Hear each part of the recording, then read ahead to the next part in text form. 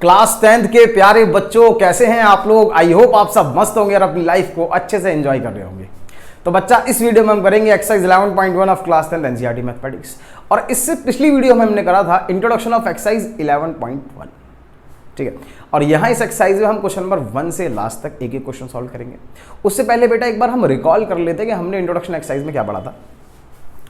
हमने सीखा था कि अगर हमारे पास सर्कल है तो सर्कल का एरिया कितना होता है, पाई आर स्क्वायर। और circumference of the circle, circumference of the circle मतलब इस सर्कल की बाउंड्री की टोटल लेंथ, इस सर्कल की बाउंड्री की टोटल लेंथ, उसका फॉर्मूला कितना होता है, 2 पाई आर। और सेमी सर्कल मतलब आधा सर्कल, आधा सर्कल।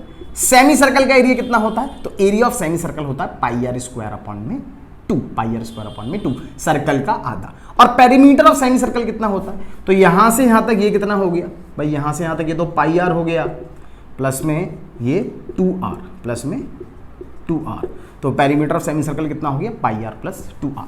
अब आते हैं बेटा सेक्टर पे।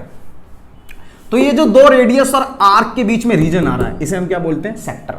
और एरिया ऑफ सेक्टर का फॉर्मूला होता है थीटा, जो यहां पे सेंट्रल एंगल सबटेंड हुआ है ना, थीटा अपॉन में 360 into pi r square, area of the circle.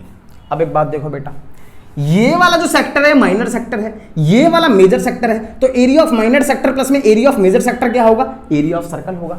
So area of minor sector plus में area of major sector is equal to area of circle.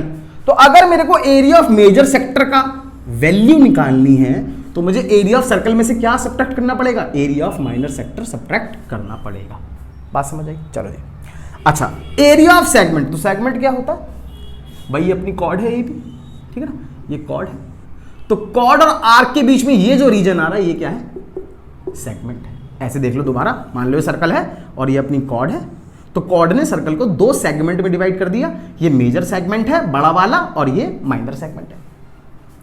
तो ये जो शेडेड पार्ट है बेटा ये सेगमेंट है। तो सेगमेंट के लिए हम क्या करेंगे, एरिया ऑफ सेगमेंट निकालने के लिए हम एरिया ऑफ सेक्टर में से area of triangle AOB subtract कर देंगे। बात समझ आई?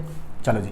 अच्छा बेटा, ये अपनी जो AB है ना, ये जो अपनी AB है, ये सर्कल का क्या है, टुकड़ा है, इसको हम क्या बोलते हैं, आर्क बोलते हैं। तो लेंथ ऑफ द आर्क का फॉर्मूला है थीटा अपॉन में 360 इंटू 2 पाई आर, जहां पे 2 पाई आर क्या होता है, सर्कमफ्रेंस ऑफ द सर्कल। ठीक है, सो बच्चों नोट करो, उसके बाद हम स्टार्ट करते हैं अपना क्वेश्चन नंबर 1। सो बच्चा स्टार्ट करते हैं अपना question first. Find the area of A sector of a circle with radius 6 centimetre, angle of the sector is 60 degree. तो हमको बच्चा इस सेक्टर का एरिया निकालना है, जहां रेडियस है आपका 6 सेंटीमीटर और सेंट्रल एंगल 60 डिग्री है। चलो जी। सो एरिया ऑफ सेक्टर का फॉर्मूला याद करते हैं, क्या था, थीटा अपॉन में 360 into pi r square, area of the circle. यहां थीटा कितना है बेटा, 60 है, अपॉन में 360 इंटू में पाई आर स्क्वायर, पाई 22/7, रेडियस का स्क्वायर मतलब कि 6 का स्क्वायर। सो 60 अपॉन में 360 इंटू 22/7 इंटू में 6 इंटू में 6। अब एक बात देखना बेटा, 0 से 0 कैंसिल हो गया, 6 6 जा, इस 6 से 6 कैंसिल हो जाएगा। तो 6 इंटू 22 कितना आ गया, 132 अपॉन में 7 centimetre square is our answer. ठीक है, सो बच्चों नोट करो, उसके बाद हम करते हैं अपना क्वेश्चन नंबर 2। तो बच्चों करते हैं question number 2। Find the area of a quadrant of a circle whose circumference is 22 centimetre.